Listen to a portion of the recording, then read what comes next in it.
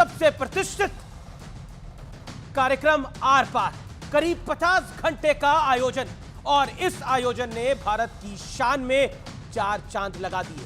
क्या अमेरिका, क्या रूस, क्या ब्रिटेन, क्या फ्रांस, पूरी दुनिया भारत की शान में कसीदे पढ़ रही है। व्यूअर्स, अमेरिका के राष्ट्रपति जो बाइडेन दुनिया को साथ लाने के लिए प्रधानमंत्री मोदी की तारीफ कर रहे हैं, तो पाकिस्तान का करीबी कहे जाने वाला देश तुर्की कह रहा है कि भारत यूएनएससी का, यानी यूनाइटेड नेशन सिक्योरिटी काउंसिल का परमानेंट मेंबर बने तो हमें गर्व होगा। लेकिन एक तरफ दुनिया भारत की तारीफ कर रही है, मुरीद हो रही है, तो दूसरी ओर अपने ही देश का विपक्ष G20 के खिलाफ भ्रामक माहौल बना रहा है। प्रियंका वाड्रा कह रही थी कि भगवान ने इनके G20 में बारिश करवा दी। लालू प्रसाद यादव तो यह कह रहे हैं कि G20 पर हुए खर्चे पर सवाल खड़ा कर रहे हैं। उनका कहना था कि इस आयोजन से देश को कुछ हासिल नहीं हुआ है। तो कांग्रेस नेता सलमान खुर्शीद ने रूस के राष्ट्रपति पुतिन और चीन के राष्ट्रपति शी जिनपिंग के नहीं आने पर सरकार पर निशाना साध डाला।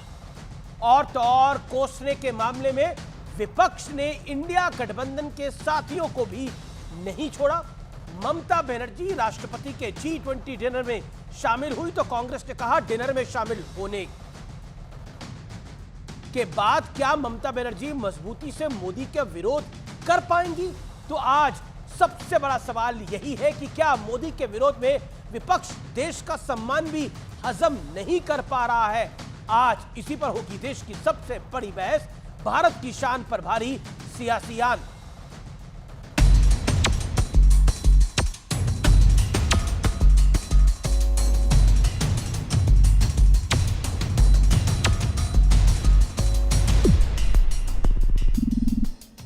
सियासत का एक दुर्लभ नजारा देखिए। दुनिया भारत की शान को सलाम कर रही है। प्रधानमंत्री मोदी के विजन के आगे सब नतमस्तक हैं, लेकिन विपक्ष को सिवाय नेगेटिव पॉलिटिक्स के कुछ नहीं सूझ रहा। हमको दुख एक बात का है कि आज हमारे अध्यक्षता में G20 हुई और उसमें ना पुतिन ना आ पाए और ना शी आ पाए। मैं देखता था कि G20 के जीरो पे कमल का फूल बना हुआ है। बीजेपी ने राजनीति करने में कोई कसर छोड़ी नहीं। इनके G20 जब हो रहा था तो बारिश आई और सारा जितना भी वो जहाँ पे वो G20 की मीटिंग रख रहे हैं उसमें सारा पानी फैल गया है। तो हमारे देशवासी डर के मारे कह नहीं पा रहे। भगवान ने कह दिया कि अपना अहंकार कम करो। देश की जनता को क्या फायदा होगा? लोगों को बुला के इतना खर्चा कर दो। खड़गे जी को आमंत्रित करते तो हमारी और शोभा बढ़ती और दुनिया देखती कि विश्व पटल के स्थल पर भारत एक है। लेकिन आम आदमी पार्टी 2 कदम आगे निकल गई और क्रेडिट का युद्ध छेड़ते हुए कहा कि सारा पैसा दिल्ली की केजरीवाल सरकार ने खर्च किया है। हमारे 2 करोड़ दिल्ली वासियों को बधाई देना चाहता हूं, मुबारकबाद देना चाहता हूं कि ये दिल्ली वालों के टैक्स पेयर का पैसा था, जिससे दिल्ली सरकार ने सारा का सारा सौंदर्यीकरण किया। दिल्ली सरकार के लिए एलजी साहब केंद्र से G20 के लिए कितना पैसा लाए? कोई पैसा नहीं लाए, वो नहीं ला पाए। लेकिन मुद्दा सिर्फ सरकार को कोसने तक नहीं है। G20 के डिनर पर ममता बनर्जी पहुंची तो अधीर रंजन ने उनकी विश्वसनीयता पर सवाल उठाते हुए पूछा कि क्या ममता बनर्जी के डिनर में जाने के फैसले से उनका मोदी के खिलाफ रुख कमजोर नहीं होता। सवाल है कि देश की शान बढ़ाने वाले G20 के भव्य आयोजन पर सवाल उठाकर क्या विपक्ष का जनाधार मजबूत हो जाएगा? आज इसी सवाल पर होगी देश की सबसे बड़ी बहस। भारत की शान पर भारी सियासियान। और अब वक्त है आर पार के सुप्रसिद्ध विश्लेषण का। भारत की शान से परेशान विपक्ष का विश्लेषण सुनिए। एक तरफ मैं आपको विश्व के नेताओं के बयान दिखाऊंगा और एक तरफ मैं आपको भारत के नेताओं के बयान दिखाऊंगा। Joe Biden president United states, आप यानी मोदी हमें एक साथ ला रहे हैं, हमें एक साथ रख रहे हैं। लालू प्रसाद यादव, बहुत पैसा खर्चा हुआ है, इससे लोगों को क्या मिला? लालू प्रसाद यादव पूछ रहे हैं। Rishi Sunak prime minister of Britain, यानी जिन लोगों ने हम पर राज करा 200 साल, भारत के नेतृत्व में हमने देखा कि हम सब साथ आ सकते हैं। अखिलेश यादव मेहमानों को सोने की थाली में 56 भोग परोसे, देशवासी बस 5 किलो अनाज के भरोसे हैं। आप सोचिए, George Meloni prime minister Italy के, प्रधानमंत्री नरेंद्र मोदी को G20 के नेतृत्व के लिए मैं धन्यवाद देती हूं। सलमान खुर्शीद, G20 में न पुतिन आए न शी जिनपिंग, लेकिन सवाल पूछने विपक्ष के नेता। अब राष्ट्रपति तुर्की क्या कहते हैं, यह सुनिए। Bharat United Nations security council का स्थायी सदस्य बने तो हमें गर्व होगा, यह राष्ट्रपति तुर्की कह रहे हैं। यह हम नहीं कह रहे, राष्ट्रपति तुर्की कह रहे हैं। और प्रियंका वाड्रा कह रही है कि इनके G20, शब्दों को नोट करिए, इनके G20 में बारिश करवा के भगवान ने सरकार से कहा अहंकार कम करो। किसी आयोजन में बारिश आ जाए तो अहंकार कम हो जाता है। अब इंडिया पाकिस्तान का मैच चल रहा है, बारिश आ गई तो अहंकार कम हो जाता है। बड़ा सवाल, सियासी दुश्मनी माना कि बहुत तेज है, सियासी दुश्मनी माना कि बहुत तेज है, लेकिन विपक्ष को क्या भारत की शान से भी परहेज है? आज इसी सवाल पर मैं बड़ा सवाल उठाता हूं। मेरे साथ कौन कौन है? मेरे साथ केंद्रीय मंत्री भी जुड़ेंगे, लेकिन मेरे साथ member of parliament Bharatiya Janata party के प्रवक्ता डॉक्टर सुधांशु त्रिवेदी हैं, राज्यसभा MP। मेरे साथ इस चर्चा में जुड़ रहे हैं अभय दुबे जी, कांग्रेस पार्टी के प्रवक्ता हैं, वक्ता हैं, उनका अभिनंदन है। प्रियंका कक्कड़ मेरे साथ हैं, प्रवक्ता आम आदमी पार्टी की। मेरे साथ अनुराग भदौरिया हैं, प्रवक्ता समाजवादी पार्टी के। मैं शुरुआत के 50-50 सेकंड आप सबको देता हूं अपनी बात को रखने के लिए। मैं सीधा रुख करता हूं अभय दुबे, आपका आवाज आ रही है? अभय जी आपको लगता है अभय दुबे तक आवाज नहीं जा पा रही। मैं शुरुआत करता हूं प्रियंका कक्कड़ आपसे। प्रियंका कक्कड़, क्या आपको लगता है कि आपका गठबंधन, कोई कह रहा है पैसे ज्यादा खर्च हो रहे हैं, कोई कह रहा है पुतिन नहीं आए, जिनपिंग नहीं आए तो क्या फायदा, कोई कह रहा है बारिश आ गई तो अहंकार कम हो जाएगा अब इससे सरकार का, क्या आपको लगता नहीं है it is a big movement for India? Bharat के लिए बहुत बड़ी मूवमेंट है और भारत उसमें सफल हुआ है। आप भी तो भारतीय हैं, हिंदुस्तानी हैं, सफल तो आप भी हुए, इसका मतलब। अमीश जी, सभी को नमस्ते। अमीश जी, हमारे लिए तो प्राउड मोमेंट है क्योंकि दिल्ली सरकार ने इसका आयोजन भी किया, इसको दिल्ली का सौंदर्यकरण किया, जिसकी चर्चा आज पूरे देश में है, सबको देखने को मिला। पर आप देखिए, एक वजह है कि आज हमारी प्रेस 161 और 180 क्यों हो गई है। आपको भी ठीक तरह प्रेजेंट करना होगा। ब्राजील के प्रधानमंत्री क्या बोले कि income equality, concentration of wealth, इस पर चर्चा होनी चाहिए। आपने ये नहीं बताया। आपने ये नहीं बताया कि 4100 करोड़ अगर प्रधानमंत्री मोदी ने अपने प्रचार पर लगा दिया तो जनता का उसमें क्या फायदा हुआ। आपने ये भी नहीं बताया कि जैसे एक डिक्लेरेशन जो हर बार G20 में पास की जाती है, इस बार भी की गई, उसमें अगर क्लाइमेट चेंज को लेकर गंभीरता दिखाई गई है, ये अच्छी बात है निश्चित तौर पर आप ये भी बताइए कि लगातार जब 14 सिटीज हैं देश की जो टॉप 20 पोल्यूटेड में आती हैं वर्ल्ड की, उसमें जब दिल्ली की सरकार है जो लगातार भाजपा से कहती है कि आइए बैठिए, यहाँ पोल्यूशन इतना हो रहा है, मुझे मेरी बात पूरी करने दीजिएगा, पोल्यूशन इतना हो रहा है, इस पे चर्चा कीजिए, तो भाजपा के नेता बैठते नहीं। आप ये बताइए, जब हम कहते हैं कि पटाखे ना जलाए जाएं तो भाजपा के नेता उसका विरोध करते हैं। क्लाइमेट चेंज पे अगर आप एक डिक्लेरेशन साइन कर देते हैं पर भाजपा अपने देश में ऐसा करती है, अगर आप क्लाइमेट चेंज की बात कर रही हैं तो आप ही का शासन है पंजाब के अंदर।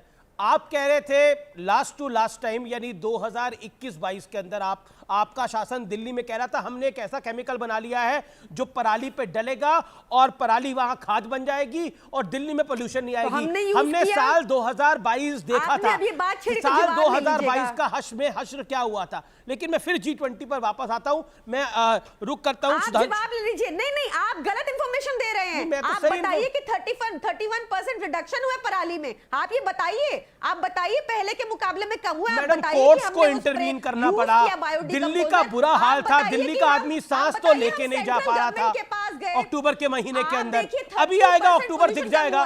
नहीं, हाथ कंगन को आरसी क्या, पढ़े लिखे को फारसी क्या, अभी अक्टूबर आएगा दिख जाएगा कितनी तैयारी होगी। चलिए मैडम, अगर जो इंडिया की मोस्ट पोल्यूटेड है, आप बताइए कि क्या एनसीआर के सारे नेताओं को हम जब बार बार बुला रहे हैं पोल्यूशन पे, उनको बैठना नहीं चाहिए? आप कह रहे हैं अभी आप कह रही थी कि अरविंद केजरीवाल ने सब कुछ कर दिया है, मतलब आप कह रही हैं कि दिल्ली का सौंदर्यीकरण का यानी ब्यूटिफिकेशन के दिल्ली का क्रेडिट तो जाता है आम आदमी पार्टी की सरकार को, और जो देश का ग्लोबल ब्यूटिफिकेशन हुआ है इन टर्म्स ऑफ डिप्लोमेसी उसका क्रेडिट मोदी को नहीं जाता। मैं रुक करता हूं सुधांशु त्रिवेदी का। Okay, let me get Priyanka ji, you got your first response, मुझे ये जानना है। You spoke for 2 minutes, let Sudhanshu Trivedi come in, he is waiting for his turn. Sudhanshu Trivedi, देखिए आज कई सारे सवाल होंगे। सबसे पहले क्योंकि आप सरकार में हैं, बहुत बड़ी कामयाबी सरकार को मिली है, इसमें कोई दो राय नहीं है। इफ या बट हम कुछ भी कर ले, ये सरकार की बहुत बड़ी कामयाबी है जो G20 में इस शासन ने हासिल करी है, इसमें कोई दो राय नहीं है। लेकिन कुछ सवाल जो कि विपक्ष उठा रहा है, क्या आपको लगता है कि विपक्ष सेटिस्फाइड नहीं है? वो अनसेटिस्फाइड रहता ही है, पॉलिटिकली आप लोगों का झगड़ा होगा, लेकिन ये तो देश का मामला है, इसमें तो इंडिया और भारत ना करें हम। नहीं, देखिए समस्या क्या है कि कुछ लोग विघ्न संतोषी होते हैं और पूरा विपक्ष विघ्न संतोषी हो गया है कि किसी भी अच्छे कार्य में विघ्न कैसे उत्पन्न किया जा सके। अभी प्रियंका जी बोल रही थी कि प्रेस फ्रीडम इंडेक्स में हम 161/181 हैं, परंतु शायद उन्हें पता नहीं है कि इस प्रेस फ्रीडम इंडेक्स में चाइना हमसे 30.2 पर है। वो चाइना जहां का कि फॉरेन मिनिस्टर गायब हो गया, कोई मीडिया में रिपोर्ट नहीं है। मैं उस फॉरेन मिनिस्टर का नाम पूछकर किसी के लिए समय नहीं जाया करना चाहता। क्विंग गैंग, ये जरा इको हो रहा है मेरा, इसको ठीक करवा दीजिएगा। 2 जनरल गायब हो गए, पता नहीं। सबसे बड़ी कंपनी अलीबाबा, उसका जो ओनर था जैक मा, वो गायब हो गया, पता ही नहीं रहता है। गजब का फ्रीडम इंडेक्स है। उस प्रेस फ्रीडम इंडेक्स में अफगानिस्तान हमसे ऊपर था, जहां वो शॉट आया था कि तालिबान ने जाके महिला एंकर्स को लिटरली गन पॉइंट पे हटा दिया कि हट जाओ जाके। इसलिए मैं कह रहा हूं, ये कौन सी एजेंसी वाले लोग हैं, ये कौन है वो लोग जो ऐसी रेटिंग देते हैं, और उससे ज्यादा गिरी मानसिकता के वो लोग हैं जो इस पे आके हल्ला मचाते हैं। अब आते हैं G20 के ऊपर। देखिए, इतनी बड़ी भारत की सफलता कि हमने G20 को G21 बना दिया मोदी जी के नेतृत्व में। आज पूरी अफ्रीकन यूनियन हमारे साथ आ गई। अब भारत को यदि फ्यूचर में एक्सपेंशन करना है तो हमारे सामने दुनिया में 2 ही एरिया हैं, एक है अफ्रीकन कंट्रीज और एक है फार ईस्ट, यानी जिसमें आपका इंडोनेशिया, जावा, सुमात्रा, वियतनाम, कंबोडिया का क्षेत्र है। दोनों को किस सामंजस्य के साथ एक साथ किया, परंतु वह नहीं समझ में आ रहा है। बायोफ्यूल का हमने अलायंस बनाया, चलिए वो छोड़ दीजिए। अभी एक विजुअल दिखाया जा रहा था, बस एक लाइन बोल दूं अमीश जी। सऊदी अरब के क्राउन प्रिंस G20 के बाद आज रुक गए और भारत के साथ स्पेशल ट्रेड पे बात कर रहे हो, पाकिस्तान गए नहीं। वो सऊदी अरब जिसके बारे में क्या क्या कहते थे, आपकी तो पार्टी के वो माइनॉरिटी कमीशन के चेयरमैन थे ना, जफरुल्लाह क्या नाम था उनका, जो कहे थे कि मैं कहूंगा कि पूरे अरब कंट्रीज आके भारत पर अटैक कर दें। भैया वो आए और बिजनेस की बात करके जा रहे हैं, और आपका माइनॉरिटी कमीशन चेयरमैन कह रहा था अटैक कर दे। साहब, कितनी वाहियात थिंकिंग आप लोगों की बैकग्राउंड की है, इसे सोचना चाहिए। और कितनी वास्तविक थिंकिंग है, इन दोनों में तुलना करनी। जी मैं अभय दुबे का रुख करता हूं। अभय दुबे, मैंने आपके साथ ओपन करना चाहता था डिबेट, लेकिन आप तक आवाज नहीं गई। आपको मेरी आवाज मिल रही है सकुशल? You getting? जी मिल रही। जी अभय जी, यस अभय जी, राहुल गांधी यूरोप के दौरे पर हैं, ब्रसल्स हैं, बाहर हैं लगातार, और वो लगातार कह रहे हैं कि लोकतंत्र की हत्या हो रही है भारत के अंदर, अक़लियतें, अल्पसंख्यक बहुत ज्यादा परेशान हो रहे हैं। और जबकि crown Prince of Saudi Arabia Bharat के अंदर है और एक इस्लामिक देश है, और वो भारत की लीडरशिप की तारीफ कर रहे हैं। क्या आपको लगता नहीं है कि कुछ बात कहने का कुछ मौका होता है? जब भारत में G20 हो रहा था, विदेश में जाकर ये बात कह के कितने वोट हासिल हो जाएंगे? अमीश देवगन जी, पहले तो मैं कहना चाहता हूं कि हम सफल हुए इस बात में कि एक कॉमन दिल्ली डिक्लेरेशन हम लोगों ने किया, इसमें कोई संदेह नहीं। और आप इसको समालोचना की तरह देखिए जिससे सरकार को सुधार करने का प्रयास मिले। जब आपने बात की तो मैं बता दूं कि तुर्की वो देश है जिसने हिंदुस्तान में कश्मीर में आने से इनकार कर दिया, न सिर्फ इनकार कर दिया, जबकि आर्टिकल 370 को हटाए जाने के लिए जो इस्लामिक ऑर्गेनाइजेशन का समूह है उसमें तक मुखरता से यह मुद्दा उठाया, सऊदी अरब ने, मिस्र ने और तुर्की ने। अब बात जो सुधांशु जी कर रहे थे, मैं आज आपको एक बात का और संज्ञान देना चाहता हूं। जो कंक्लूडिंग स्टेटमेंट हमारे देश के प्रधानमंत्री जी का था वो बहुत महत्वपूर्ण है। G20 में उन्होंने कहा नवंबर के एंड में हम लोग, जब हमारे पास ये अध्यक्षता रहेगी, सारे शेरपाउन G20 के बैठेंगे और इस बात का मूल्यांकन करना प्रारंभ करेंगे कि इस डिक्लेरेशन पर हम किस दिशा में आगे बढ़ रहे हैं। तो प्रधानमंत्री जी, मैं आपको 2014 से आज तक आपके प्रधानमंत्रित्व काल की G20 का एक छोटे से ग्लिम्सेस देना चाहता हूं। जब पहली बार आप प्रधानमंत्री बनकर G20 में गए तो अमीश देवगन जी के साथ में डिबेट में था और अमीश देवगन जी ने यह बात कही थी कि हम लोग जो टैक्स इवेजन है और जो काला धन है विदेशों में, उस पर मुखरता से काम करेंगे और 17 से वो ऑटोमेटिक रूट के थ्रू हमको इंफॉर्मेशन आना चालू हो जाएगी। अभी चीन की बात कर रहे थे सुधांशु जी, एक नाम भूल गए आप, चांग चुंग लींग का, कहां गायब हो गया वो, जो अगस्ता वेस्टलैंड की चार्जशीट में था, जिसके संबंध विनोद अडानी जी से थे, जिन पर आरोप है जिस कंपनी पर सर, कि मेरा वो सवाल स्टॉक गायब हो गया। आप शांगशुंग ली पर चले गए, आप नरेंद्र मोदी के G20 में 2014 से अभी तक के भाषणों पे चले गए।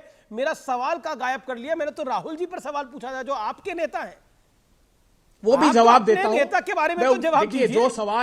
जो सवाल मैंने पूछा 2.5 मिनट में आपको 30 सेकंड भी नहीं मिला उस पर जवाब देने के लिए। मेरा बड़ा सिंपल सवाल था, जब देश में G20 हो रहा था तो राहुल गांधी को अल्पसंख्यक खतरे में क्यों दिख रहे थे, जब सऊदी अरब के क्राउन प्रिंस को भारत की लीडरशिप में भरोसा दिख रहा था, जो कि एक इस्लामिक कंट्री है। Tell me that. मैं उन सवालों के जवाब देश को दे रहा हूं जो सवाल ना अमीश देवगन जी उठा सकते हैं ना उनका जवाब ले सकते हैं। आज वो बहुत जरूरी है।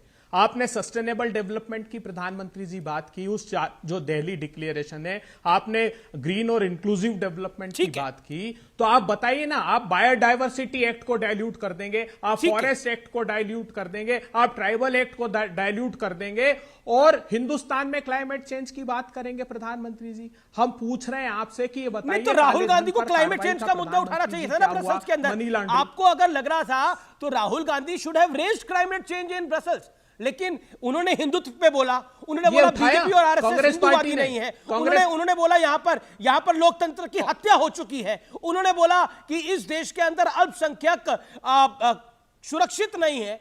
तो क्लाइमेट चेंज की बात करते राहुल गांधी काहे बात कर रहे थे दूसरे विषय की? यहां आप क्लाइमेट चेंज की बात कर रहे हैं, राहुल गांधी की बात का जवाब नहीं दे रहे। कमाल है, आपका नेता क्लाइमेट चेंज पे बोल रहा है क्या? Your leader spoke on climate change, if yes say yes, if no say no, the answer is no. Okay, Sudhanshu Trivedi respond. Congress party आपने एक शब्द नहीं बोला। Okay, you made your point sir. Okay, Sudhanshu 30 second देना।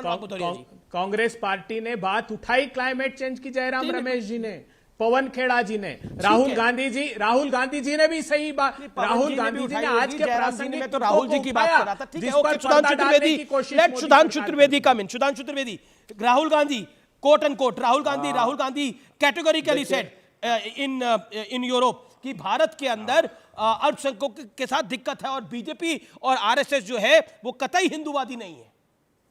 जवाब सुधांशु।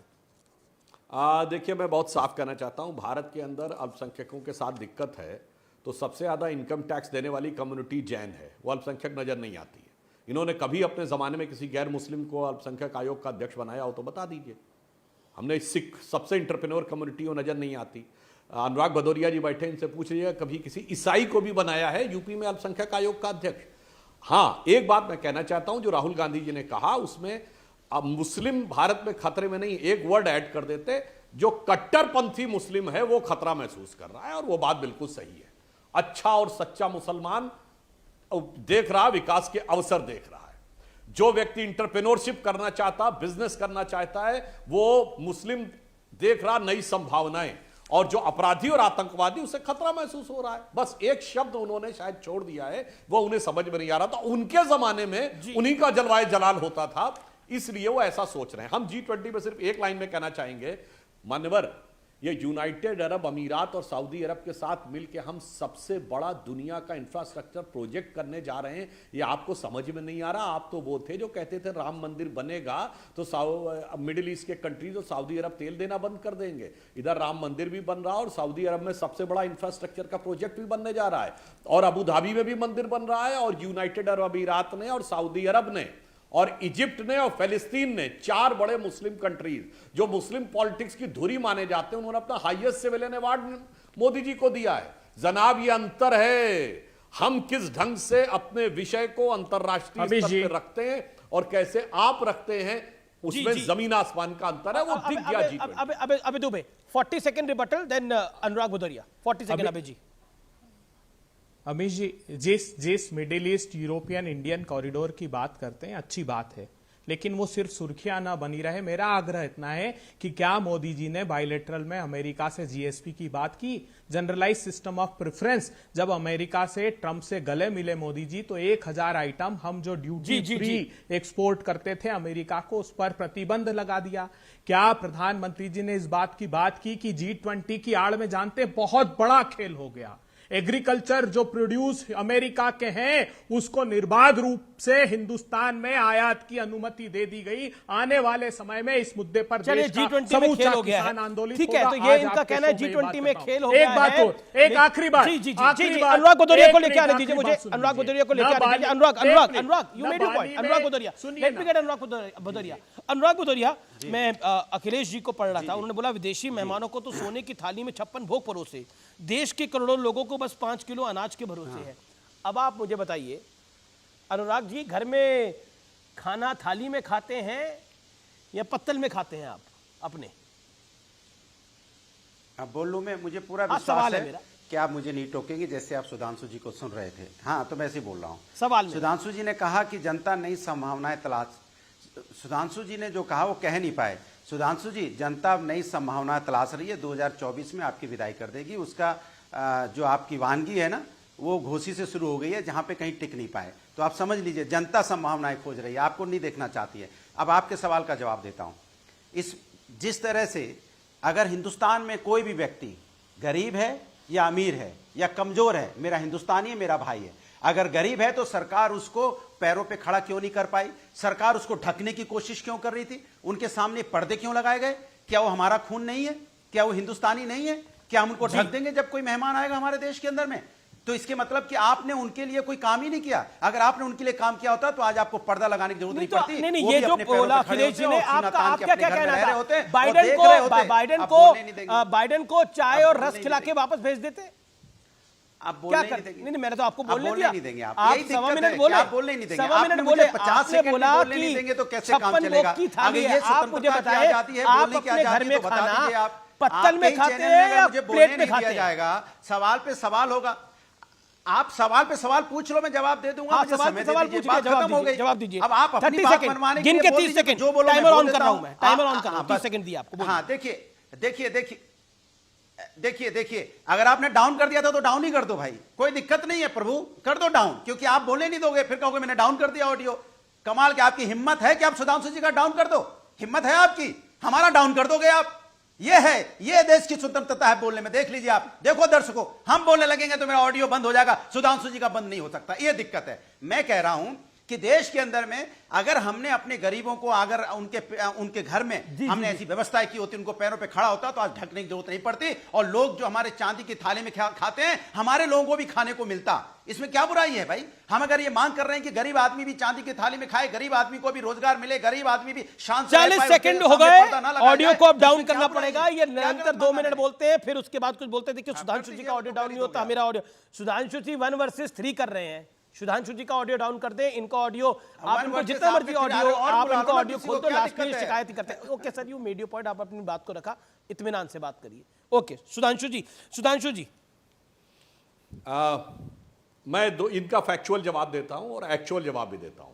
ये अखिलेश जी से मैं पूछना चाहता हूं, ये बेंगलोर और मुंबई में 5 सितारा होटल में जब ये INDIA/घमंडिया की बैठक हुई थी तो पत्तल में खाना खाए थे क्या? एक कुल्हड़ में चाय पिए थे क्या? जवाब दे दो। या हाथ में दोने में लेके खाए थे? अरे भाई, अब जब अपना टर्न आया था जवाब दीजिएगा। इसलिए सबको पता है, बोलने से पहले जरा ध्यान कर लेना चाहिए। और मैं यह भी बात बता दूं मान्यवर, वो जो हरे रंग का वो पर्दा लगाया गया था, मान्यवर आपको तो हरे रंग से एक अतीव प्रकार का प्रेम है, वो इसलिए नहीं लगाया गया था गरीबों को ढकना है। जाके फुटेज देख लीजिए, जब राजघाट पे सारे लोग थे उसके भी चारों तरफ वो हरा पर्दा लगा था। वो सिक्योरिटी रीजन से लगता है, चूंकि हर बस्ती के अंदर, हर घर के अंदर, हर खिड़की पे जाकर सैनिटाइजेशन नहीं किया जा सकता, वहां से कोई भी स्नाइपर खड़ा ना हो और किसी तरीके से आने जाने वाले वीआईपी को टारगेट करके कोई गोली टाइप चलाने की स्थिति ना हो, इसलिए उन चीजों को बंद किया जाता। इसीलिए राजघाट में भी जब कार्यक्रम चल रहा था तो सड़क पे वही हरे रंग का पर्दा लगा था। दर्शकों से कहता हूं जाके देखिए, वो सिक्योरिटी रीजन का प्रोटोकॉल है, पर ये पढ़े लिखे लोगों की बुद्धि है जो कहते हैं कि साहब वो गरीबों को ढकने के लिए किया गया था। और मतलब दिल्ली के अंदर, दिल्ली के अंदर 8 साल से, लगभग 8-8.5 साल से तो आपकी गठबंधन की सरकार है, यानी आम आदमी पार्टी की सरकार है। उससे पहले भी आपकी की सरकार थी 15 साल तक, यानी कांग्रेस की सरकार थी। तो दिल्ली का आप कह रहे हैं इसका मतलब विकास नहीं हुआ, ढकना पड़ रहा है। लेकिन पॉइंट ये नहीं है, आपको सिर्फ हरा पर्दा दिखा पूरे कार्यक्रम के अंदर, आपको G20 के पूरे कार्यक्रम के अंदर सिर्फ कमियां दिखी। क्या आपको लगता नहीं है कि कई बार क्रेडिट देना चाहिए, जो चीज अच्छी हुई है उसको अच्छा बोलना चाहिए? देखिए, मैंने पहले ही बोला है कि हमारे देश में G20 हुआ अच्छी बात है, लेकिन भारतीय जनता पार्टी इसको देश का बताती तो ज्यादा अच्छा लगता है। ये ज्यादातर कोशिश करते हैं मार्केटिंग करने का। ये कहते हैं कि भारतीय जनता पार्टी ने कर दिया। ये भारतीय जनता पार्टी ने अपने फंड से पैसा नहीं खर्च किया है, ये राष्ट्र का पैसा है, देश का पैसा है, देश का नाम हुआ है। तो हम सबका बात हुई है, तो हम जब सबकी बात करते हैं तो ये क्यों कोशिश करते हैं? नहीं नहीं नहीं नहीं, देश का कैसे बनता है? एक सेकंड आज, ओके, ऑडियोज डाउन, एक सेकंड सुधांशु होल्ड करिए। अनुराग भाई, ये जरा बताइए कि देश का कैसे बनता है G20? क्या एक डेफिनेशन बताइए, देश का G20 कैसे बनता है, बताइए। अब मैं आपको 30 सेकंड देता हूं, टाइम दिया। आप बोल लूं, देश का G20 कैसे बनता है? हाँ, बोल रहा हूं। देश के, मैंने बोला कि देश के अंदर में जो हमारा देश है विभिन्न प्रदेशों से मिलकर बना है। यहाँ लीडर अपोजिशन भी हैं, लीडर सत्ता पे भी हैं। जब सत्ता दल ये प्रोग्राम करा रहा होता है लोकतंत्र में, तो उसकी जिम्मेदारी ये भी होती है कि सभी दलों को बुलाने की कोशिश करे। सभी जो गणमान्य लोग हैं देश के अंदर में, उनको बुलाया जाए, चाहे सत्ता पक्ष में हो चाहे विपक्ष में हो। जो भी इस देश के अंदर में सम्मानित व्यक्ति है, जिसका देश में कभी ना कभी संवैधानिक पद पे रहा है, उसे बुला के उसको इनवाइट करने में क्या दिक्कत थी? हमें तो नहीं लगता कोई दिक्कत होनी चाहिए। बुलाना चाहिए था, धर्मेंद्र यादव जी को बुलाना चाहिए था। फिर आपने देखिए, आपके साथ दिक्कत है कि आपसे गंभीर डिबेट हो ही नहीं सकती। अब आप कहां से कहां चले गए? गंभीर डिबेट हो रही है। मैं आपने बोला ना कि गणमान्य लोगों को बुलाना चाहिए था। क्या पूरे देश के सीएम सर इनवाइटेड नहीं थे? सरकार के साथ क्या केंद्रीय मंत्री इनवाइटेड नहीं थे?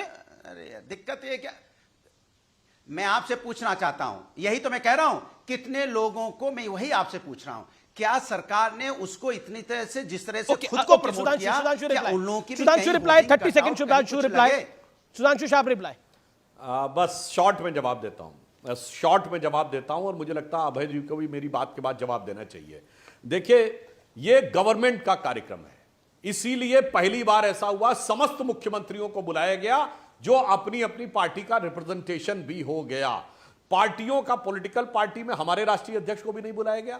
क्या नड्डा जी इनवाइटेड होते तब आप कहते? ये बिल्कुल डिमार्केटेड है कि जो गवर्नमेंट पोजीशंस में उनको बुलाया जाएगा, जो नॉन गवर्नमेंट पोजीशंस में उनको नहीं बुलाया जाएगा। और मैं पूछना चाहता हूं, ये बताइए 1983 में नॉन अलाइन समिट हुई थी, कितने मुख्यमंत्रियों को बुलाया था? चलिए, अभी 2010 में बैराक ओबामा आए थे, डिनर आयोजित किया गया था, नितिन गडकरी जी को बुलाया था क्या? जवाब दीजिए, नितिन गडकरी जी को बुलाए थे क्या? बधाई, मतलब जो पिछली सरकारों ने, अरे नहीं भाई, वो सिर्फ सरकारी नहीं बुलाया जाता है, और एक और बात नहीं किया तो हम भी नहीं करेंगे। अखिलेश जी को क्यों नहीं बुलाया? अमित जी, आप क्यों कहते हो कि हम अलग हैं?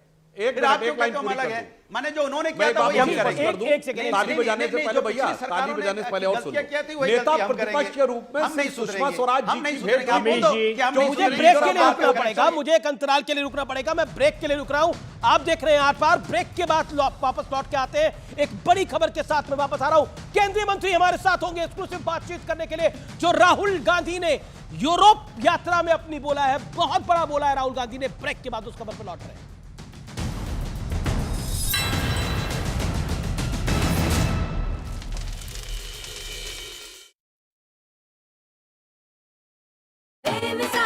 कनेक्टिविटी और आर्थिक गठजोड़ के जरिए आर्थिक विकास को बढ़ावा मिलने की उम्मीद है। इसके साथ ही इसे चीन की बेल्ट एंड रोड प्रोजेक्ट के प्रभावकारी विकल्प के रूप में देखा जा रहा है। इस महत्वाकांक्षी परियोजना का मकसद भारत, मिडिल ईस्ट और यूरोप के बीच व्यापार को बढ़ावा देना है। इसके साथ ही वैश्विक अर्थव्यवस्था का लगभग 1/3 हिस्सा रखने वाले क्षेत्रों को जोड़ने के लिए एक आधुनिक रूट तैयार करना है। बताया गया इस योजना में रेल, बिजली और हाइड्रोजन पाइपलाइन परियोजनाएं शामिल होंगी। इसमें से एक प्रस्तावित परियोजना यूएई, सऊदी अरब समेत पूरे मध्य पूर्व में रेलवे और बंदरगाह सुविधाओं को जोड़ेगी, जिससे भारत और यूरोप के बीच व्यापार में 40% तक की तेजी आएगी। इसके साथ ही भारतीय बंदरगाहों को मिडिल ईस्ट और यूरोप तक शिपिंग लेन के जरिए जोड़ा जाएगा।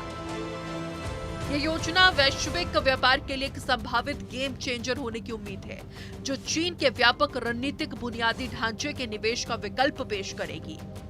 इसलिए दावा किया जा रहा है कि भारत, मिडिल ईस्ट, यूरोप आर्थिक गलियारे के ऐलान के बाद शी जिनपिंग के होश उड़ गए हैं। चीन के इस बहुत बड़े झटके के पीछे भारत और अमेरिका का हाथ बताया जा रहा है। दावा है कि इन दोनों देशों ने मिलकर चीन के BRI प्रोजेक्ट का विकल्प तैयार किया और उसे दुनिया के सामने पेश भी कर दिया। इसकी सबसे खास बात यह है कि BRI की तरह इसके लिए 10 सालों का इंतजार नहीं करना पड़ेगा। बहुत जल्द कागजों पर नजर आ रहा ये प्रोजेक्ट जमीन पर उतर जाएगा। Forge a groundbreaking new partnership that will connect India to Europe, with the Middle East and Israel, with transportation by rail and by shipment through and energy supplies and digital connections that are going to open up untold opportunities for transformative economic investment through that on that entire corridor. जाहिर है कि Bharat, America और Saudi के गठजोड़ से तैयार हो रहा ये कॉरिडोर चीन की उम्मीदों और सपनों पर पानी फेरने वाला है। लेकिन जहां बात दुनिया की भलाई की हो, तो चीन जैसे स्वार्थी और विस्तारवादी देश को ऐसा झटका लगना लाजमी है। The global South's capacity to grow by sending, we're going to have a new railroad from India all the way across to the Mediterranean, shipping lanes and pipelines across the Mediterranean through Europe up into Great Britain and beyond. That's all about economic growth. It has nothing to do with hurting China or helping China. It has to do with dealing with everything from climate change to making sure that these countries can succeed economically and grow. इस project की घोषणा के 60 दिनों के भीतर इसका पूरा road map तैयार हो जाएगा, जिसके बाद इस पर सऊदी अरब में जमीन पर रेल की पटरियां बिछाने का काम भी शुरू हो जाएगा। G20 शिखर सम्मेलन का जिस तरह से शानदार आयोजन किया गया, उसके लिए पूरी दुनिया भारत की तारीफ में कसीदे पढ़ रही है। भारत ने G20 शिखर सम्मेलन का आयोजन इतने भव्य तरीके से किया जो आज तक नहीं हुआ, लेकिन पीएम नरेंद्र मोदी ने G20 शिखर सम्मेलन से अलग एक खास रणनीति के तहत चीन और पाकिस्तान जैसे देशों की नींद उड़ा दी। क्योंकि G20 शिखर सम्मेलन के दूसरे दिन मोदी ने फ्रांस, जर्मनी, कनाडा, तुर्की सहित कई अन्य देशों के राष्ट्र प्रमुखों के साथ द्विपक्षीय बैठक। मोदी की खास रणनीति ने उड़ाई पाकिस्तान और चीन की नींद।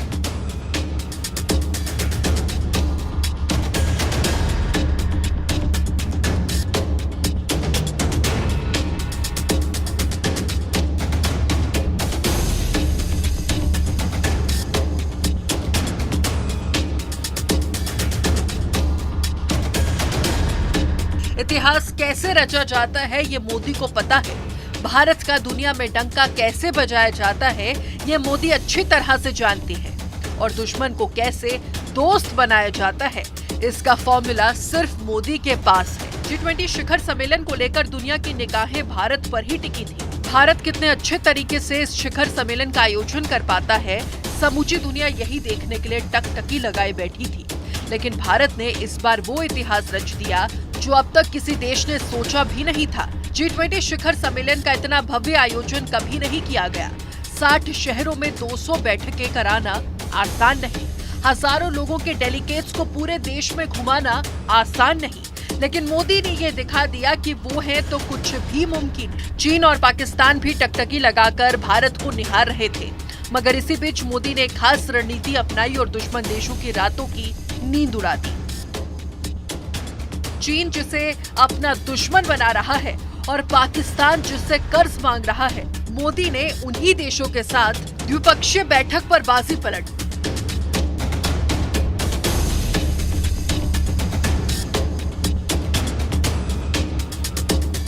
प्रधानमंत्री नरेंद्र मोदी ने G20 की बैठक से अलग कई देशों के राष्ट्र प्रमुखों के साथ द्विपक्षीय बैठक की, लेकिन फ्रांस के राष्ट्रपति इमैनुअल मैक्रों, जापान के प्रधानमंत्री फूमियो किशिदा और कनाडा के पीएम जस्टिन ट्रूडो के साथ मोदी की मुलाकात कई मायने में काफी अहम रही। मोदी ने इमैनुअल मैक्रों, फूमियो किशिदा और जस्टिन ट्रूडो से जो बातचीत की उसके बारे में आपको जरूर जानना चाहिए, क्योंकि भारत ने इस बार सच में बहुत बड़ा इतिहास रचा है।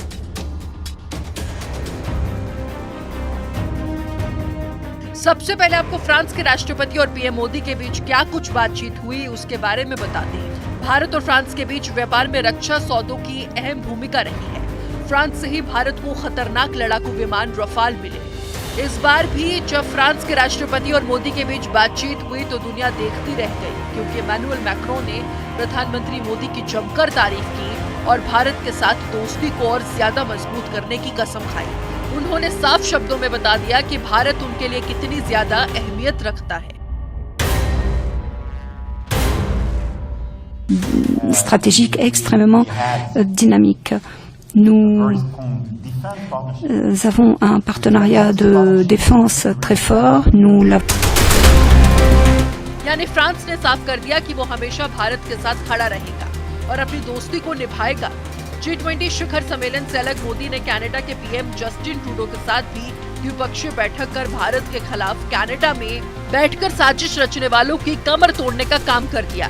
बीते कुछ महीनों में कनाडा में खालिस्तानी समर्थकों ने भारत के खिलाफ साजिश रचने के लिए पूरी ताकतें झोंक रखी हैं। वहां से ऐसी तस्वीरें सामने आती रहती हैं जिनमें भारत के खिलाफ जहर उगला जाता है। इसीलिए जस्टिन ट्रूडो से मुलाकात के दौरान प्रधानमंत्री मोदी ने कनाडा में भारत विरोधी खालिस्तानी गतिविधियों का मसला सख्ती से उठाया, जिसके बाद कनाडा के पीएम जस्टिन ट्रूडो ने ऐसा कुछ कह दिया जिसे सुनकर खालिस्तानियों की नींदें उड़ गई। It's important to remember that the actions of the few do not represent the entire community or Canada. Canada के प्रधानमंत्री से पीएम मोदी ने साफ कह दिया कि वहां भारत विरोधी गतिविधियां बर्दाश्त नहीं की जाएंगी, जिस पर कनाडा के पीएम ने भारत की धरती से खालिस्तान समर्थकों को ऐसा संदेश दिया कि उनके चेहरों की हवाइयां उड़ गई।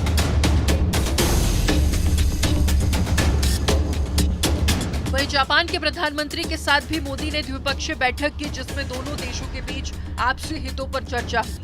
लेकिन जिस तरह से इस बार G20 का आयोजन किया गया, जापान के प्रधानमंत्री फूमियो किशिदा भी खुद को भारत की तारीफ करने से नहीं रोक पाए। Mr. Modi of India for exercising outstanding leadership as chairs of the summits. पिछले 2 दिनों में भारत ने 15 देशों के साथ द्विपक्षीय बैठक की, जिसमें इन सभी देशों के साथ भारत के संबंध पहले से ज्यादा मजबूत हुए हैं।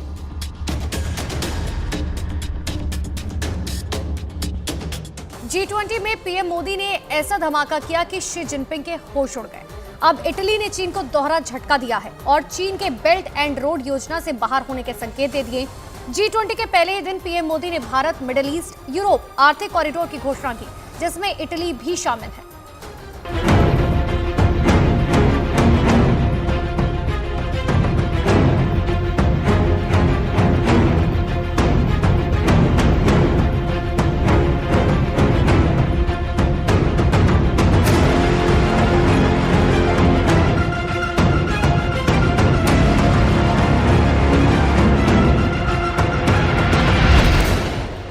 शी जिनपिंग के ड्रीम प्रोजेक्ट पर मोदी का हंटर। चीन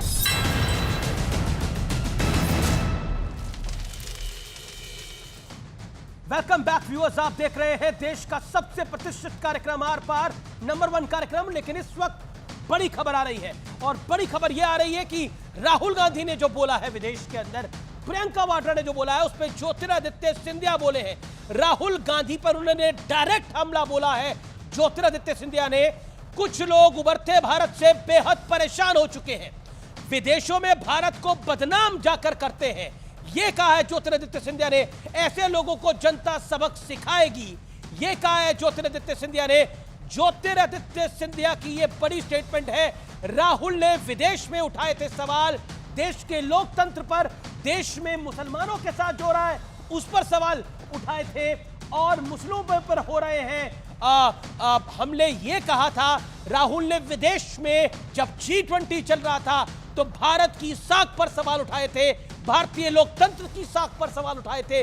उसका जवाब दिया है ज्योतिरादित्य सिंधिया ने। आइए सीधा रुख करते हैं, मेरे साथ अभय दुबे है। अभय दुबे, ज्योतिरादित्य सिंधिया मध्य प्रदेश से आते हैं, केंद्रीय मंत्री हैं, आपके पुराने साथी रहे। वो कह रहे हैं कि जनता तो सबक सिखाएगी, कुछ लोगों के पेट में दर्द हो जाता है जब देश का नाम होता है। बताइए क्यों कहा राहुल गांधी ने G20 के मौके पर? देखिए,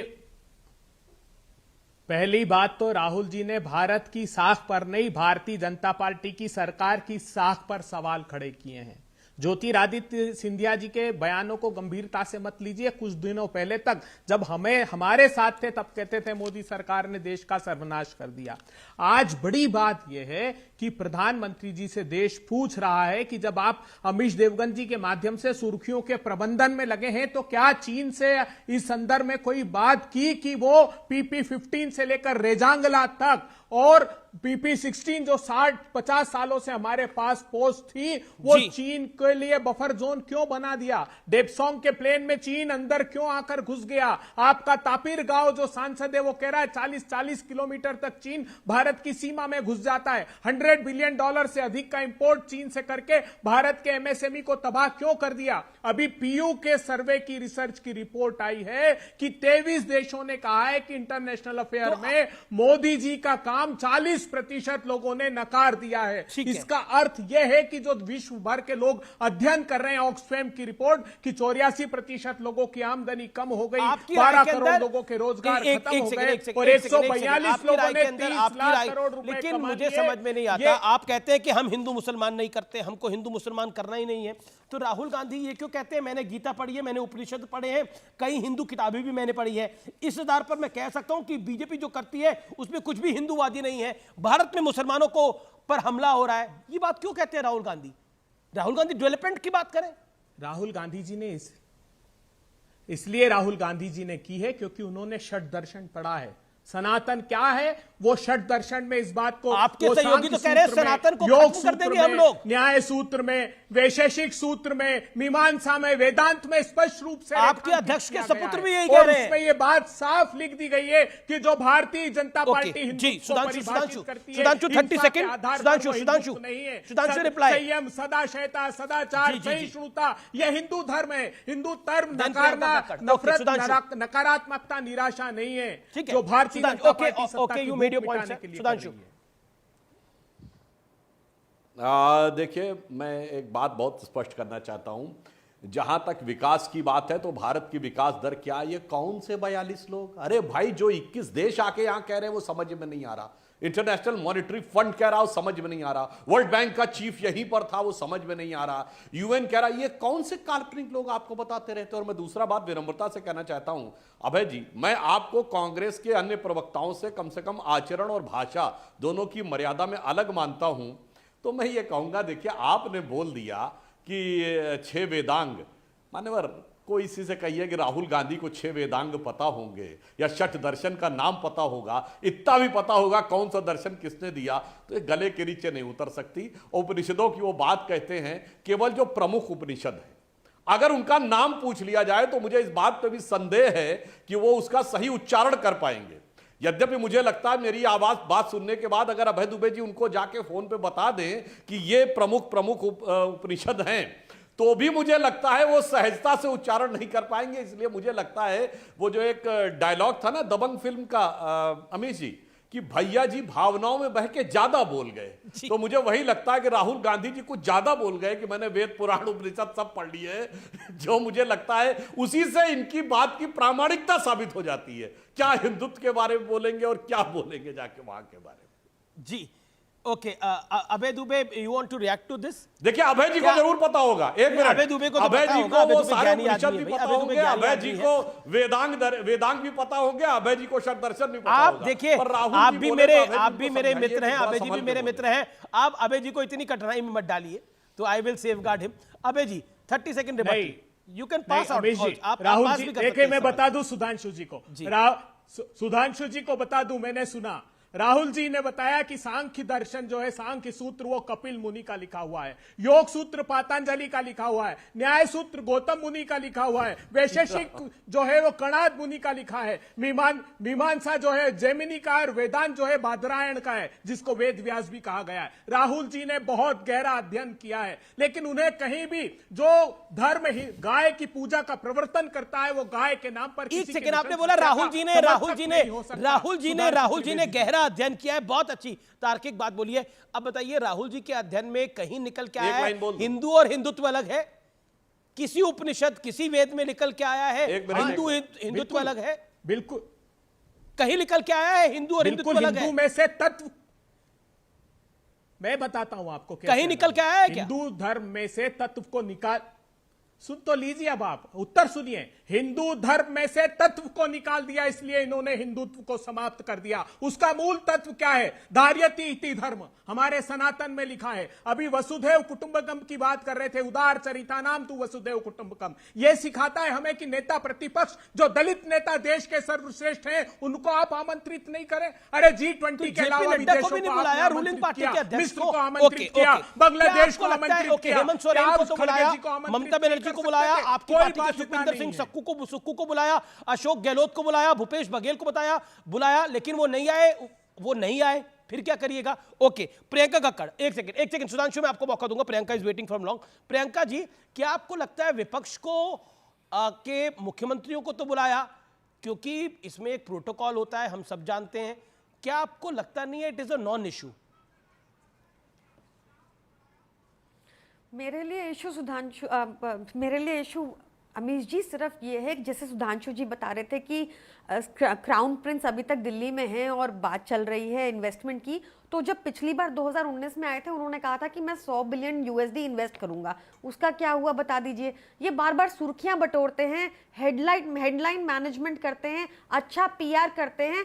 मैं बार बार कह रही हूं, जो 4100 करोड़ इन्होंने खर्च दिया अपने प्रचार पे, अपने इलेक्शन पे, वो कैसे भरपाई होगी, उससे जनता का क्या फायदा हुआ? और मैं हकदार हूं इस क्वेश्चन की, क्योंकि उसमें मेरा भी पैसा मिला हुआ था, और मेरे पास ऐसी सरकार है दिल्ली में जो लगातार जनता के पैसे जनता के ऊपर उपयोग करती है और फिर भी एक मुनाफे का बजट पेश करती है। मेरा क्वेश्चन इसलिए सिंपली ये है फिर से कि क्लाइमेट चेंज के लिए इन्होंने डिक्लेरेशन पे साइन किया, पर क्यों नहीं ये बैठते जब हम इनको NCR के सारे मुख्यमंत्रियों को बुलाते हैं? क्योंकि आप पोल्यूशन को दिल्ली का इशू नहीं बता सकते। हम तो long term major winter plan already action में ले लिया, आज बता दिया कि पटाखे नहीं जलाने। क्यों इनके नेता बार बार कहते हैं कि पटाखे बुझाओ? पर मैडम, पटाखे जलाने से खाली पोल्यूशन हो रहा है, पराली से पोल्यूशन नहीं हो रहा। सरकार की ओके, सुधांशु त्रिवेदी, खाली पटाखे से पोल्यूशन हो रहा है। वही पटाखे जब 25 दिसंबर को चलते हैं तो पोल्यूशन नहीं होता, वही पटाखे जब 31 दिसंबर को चलते हैं तो पोल्यूशन नहीं होता, लेकिन दीपावली पे पोल्यूशन हो रहा है सारा। सुप्रीम कोर्ट के ऑर्डर ने भी कहा, बिल्कुल कोर्ट के ऑर्डर की भी बात हो रही है। ओके, बोलिए आप सुधांशु, अपना बस एक मैं संक्षेप में दोनों का जवाब दे देता हूं 3 लाइनों में।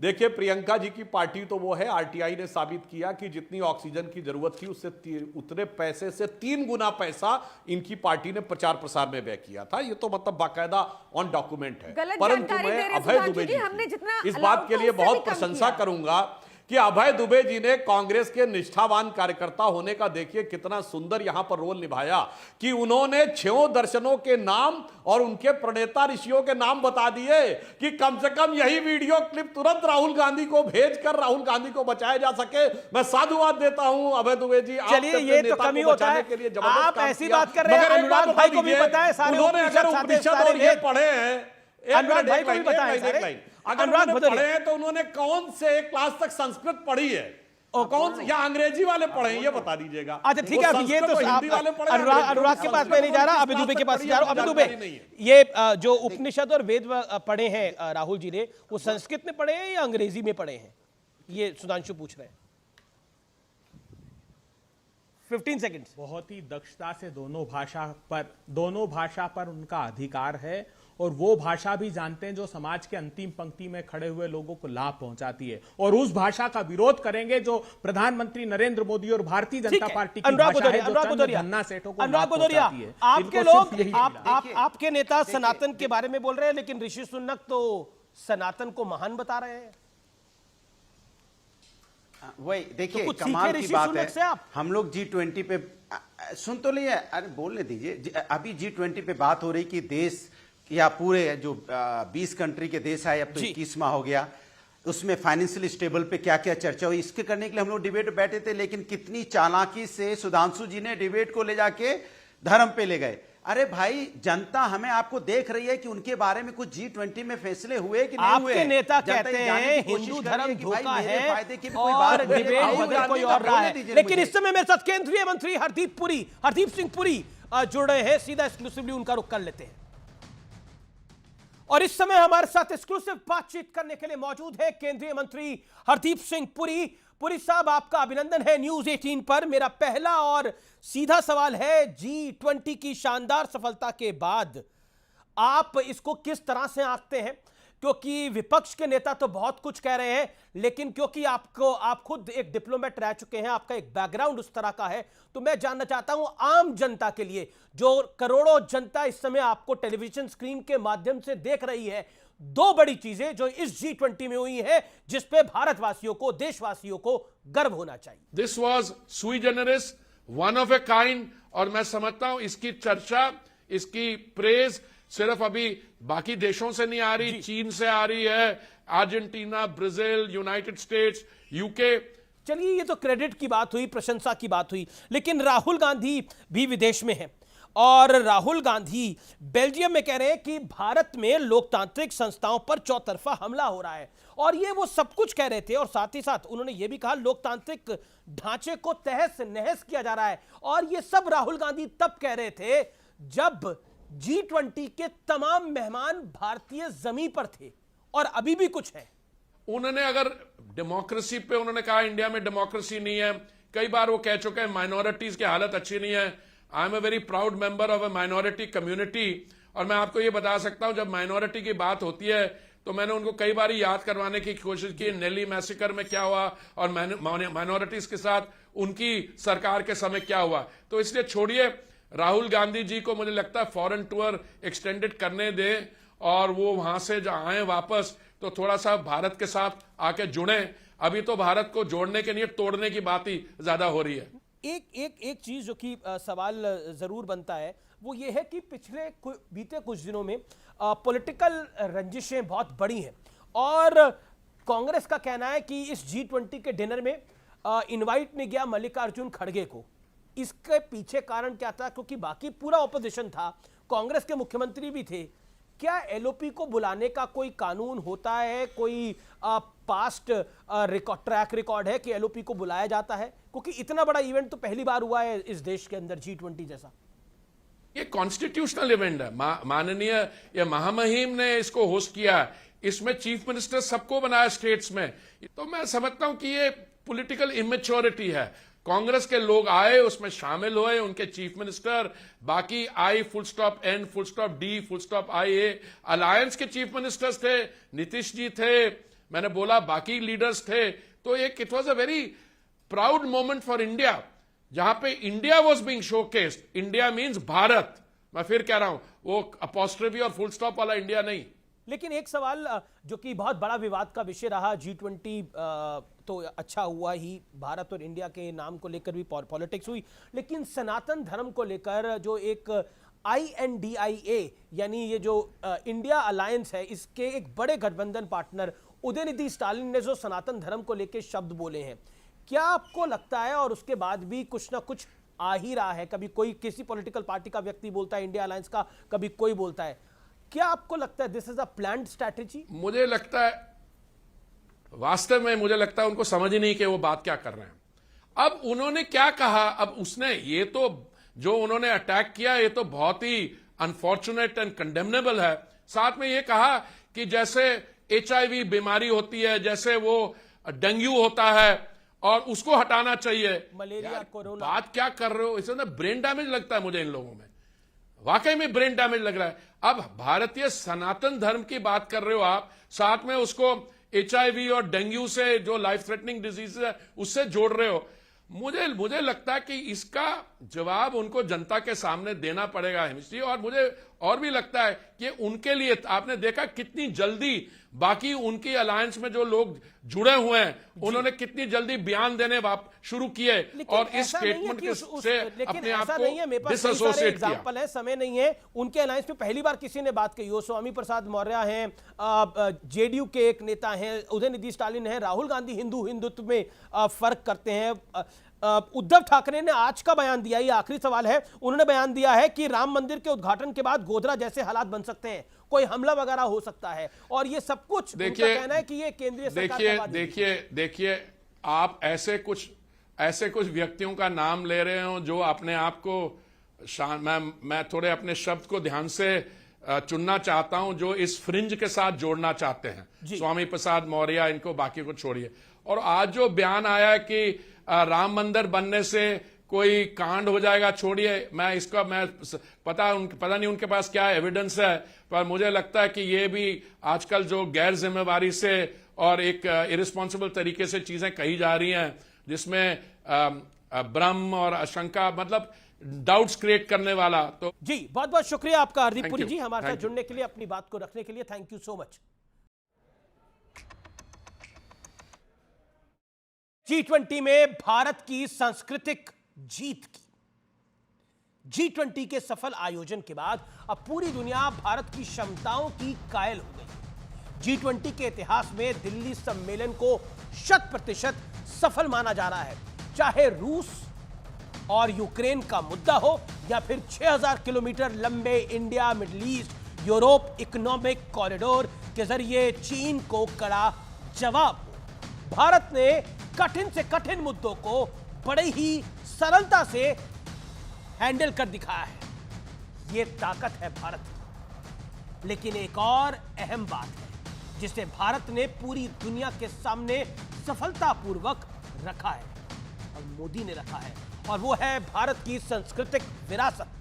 भारत मंडपम में प्रधानमंत्री मोदी जब G20 के वर्ल्ड लीडर्स का भव्य स्वागत कर रहे थे तो बैकग्राउंड में यह तस्वीर आपने जरूर देखी होगी और कई बार देखी होगी। प्रधानमंत्री मोदी अपने मेहमानों को इस तस्वीर के बारे में जानकारी भी देते हुए दिखे। व्यूअर्स, ये ओडिशा के कोणार्क के सूर्य मंदिर में रथ का पहिया है। इसे 13वीं सदी में महाराजा नरसिंह प्रथम ने बनवाया था। कोणार्क का यह चक्र समय, प्रगति और निरंतर परिवर्तन का एक बड़ा प्रतीक है। इसके अलावा भारत मंडपम के द्वार पर लगी विशाल नटराज की मूर्ति भी हमारी रिच कल्चर हेरिटेज की एक अलौकिक कहानी बताती है। भगवान शिव के नटराज स्वरूप की अष्ट धातु की यह मूर्ति 27 फीट ऊंची है और 21 फीट चौड़ी है। वैसे आपको मैं बता दूं कि स्विट्जरलैंड के सर्न लेबोरेटरी में 2004 से नटराज की 2 मीटर ऊंची मूर्ति लगी है। सर्न वही लेबोरेटरी है जिसने 2012 में गॉड्स पार्टिकल की खोज की थी। भारत मंडपम के अंदर भी योग से लेकर डिजिटल इंडिया तक, भारत की आधुनिकता से लेकर पारंपरिक समृद्ध विरासत के दर्शनों से विदेशी मेहमान काफी अभिभूत दिखे। अब जरा इन तस्वीरों को देखिए, जो तस्वीरें मैं आपको दिखा रहा हूं। ये जापान की फर्स्ट लेडी यूको किशिदा है। ये राष्ट्रपति द्रौपदी मुर्मू द्वारा होस्ट किए गए डिनर में साड़ी पहनकर पहुंची। इसी दौरान मॉरिशस की प्रधानमंत्री की धर्मपत्नी भी साड़ी में दिखी। खास बात यह है कि डिनर कार्यक्रम के दौरान रावण हत्था से लेकर रुद्र वीणा जैसे प्राचीन म्यूजिकल इंस्ट्रूमेंट के जरिए संगीत बजाया गया। और अब इन तस्वीरों को भी देखिए। ये ब्रिटेन के प्रधानमंत्री ऋषि सुनक है जो गर्व से कहते हैं I am a proud Hindu, मुझे गर्व है मैं हिंदू हूं। और उतने ही गर्व से के साथ ऋषि सुनक अपनी पत्नी के साथ भगवान स्वामी नारायण के मंदिरों के दर्शन के लिए पहुंचे और दंडवत भी हो गए। आयरनी यह है कि ऋषि सुनक 7 समंदर पार रहकर और अंग्रेजों के प्रधानमंत्री बनकर भी अपनी जड़ें नहीं भूले, लेकिन अपने देश में सनातन और हिंदू धर्म को गाली देने का एक बड़ा कंपटीशन चल रहा है। स्वामी प्रसाद मौर्य, चंद्रशेखर, उदयनिधि स्टालिन और ना जाने कौन कौन आए दिन सनातन के नई परिभाषा को लेकर देकर चला जाता है। दूसरी ओर राहुल गांधी भी सात समंदर पार है। एक बार फिर भारत को कोसने की वो कोई कसर नहीं छोड़ रहे। ब्रिटेन और अमेरिका के बाद राहुल गांधी ने बेल्जियम में भी वही दोहराया कि भारत में माइनॉरिटीज आर अंडर अटैक और सरकार संविधान को बदल रही है। अब ये कितना सही है और कितना गलत, ये आप ही लोग अच्छी तरह जानते और समझते हैं। मैं बस इतना ही कहना चाहता हूं कि किसी बहकावे में मत आइए, अपनी विशालकाय जड़ों को पहचानिए, किसी एजेंडे में आकर बटिए मत। जय हिंद, जय भारत और जय भारत।